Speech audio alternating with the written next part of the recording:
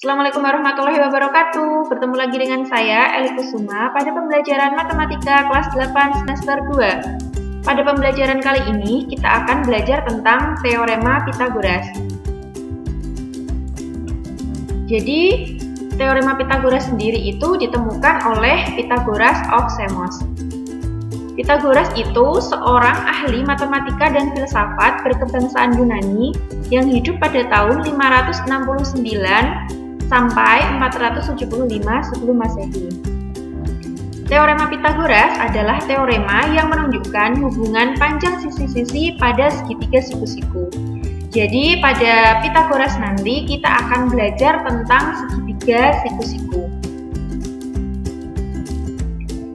Untuk bunyi teorema Pitagoras adalah pada segitiga siku-siku berlaku bahwa kuadrat sisi miring atau hipotenusa sama dengan jumlah kuadrat dua sisi yang lainnya.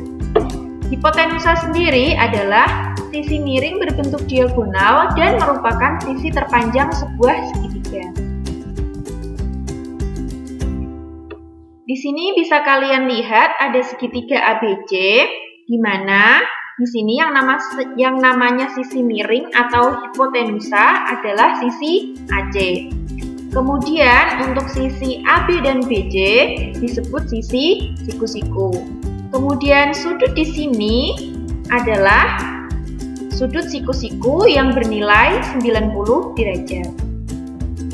Untuk pembuktian teorema Pitagorasnya, kita lanjut.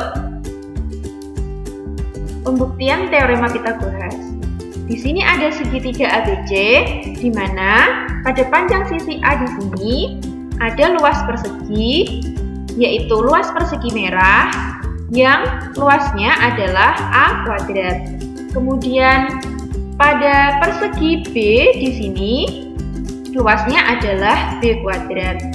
Nah, apakah pada luas persegi C nanti akan sama dengan A kuadrat ataukah B kuadrat?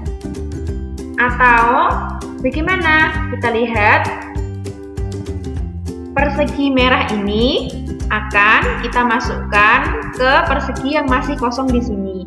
Demikian juga dengan persegi B akan kita masukkan ke persegi C. Kita lihat hasilnya.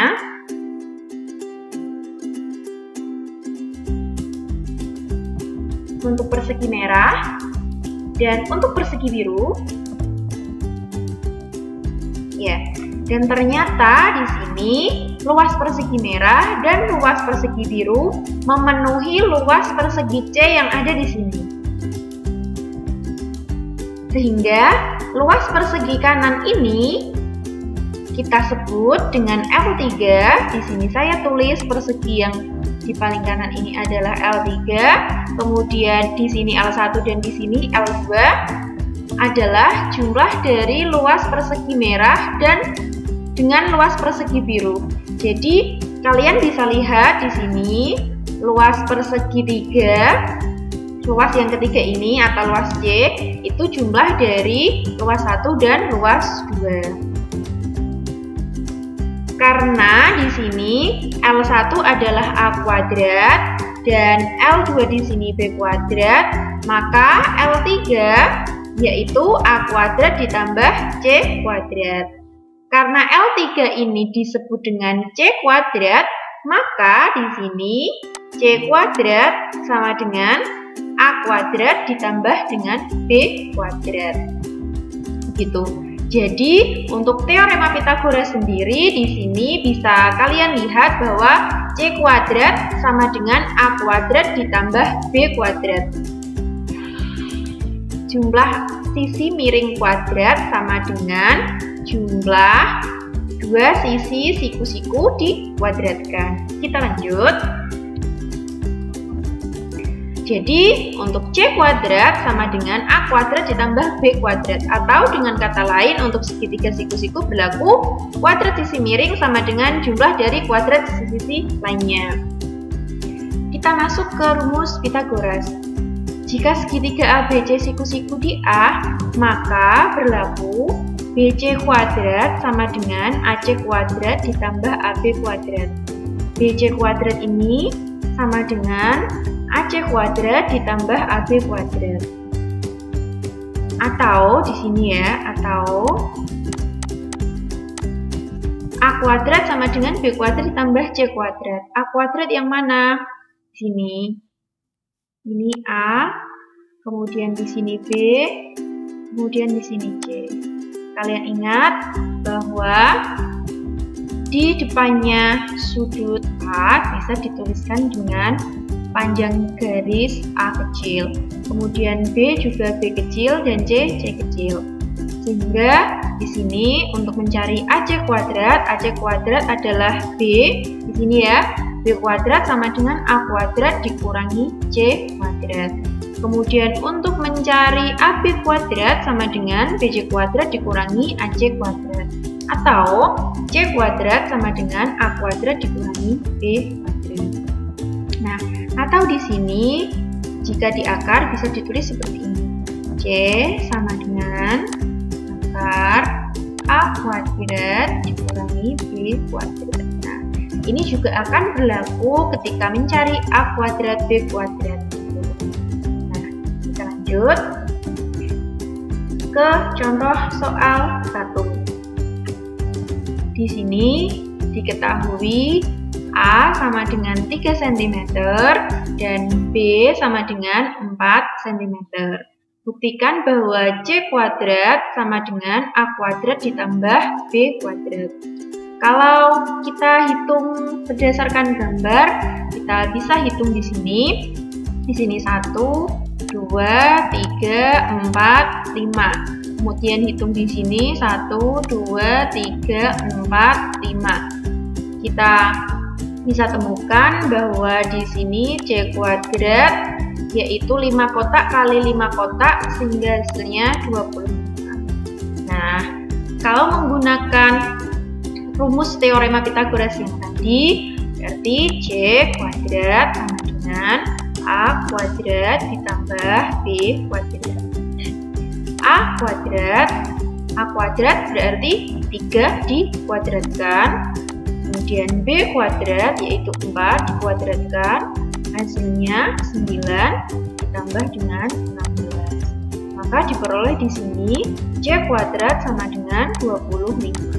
Nah, jadi kalian bisa lihat di sini C kuadrat sama dengan A kuadrat plus B kuadrat.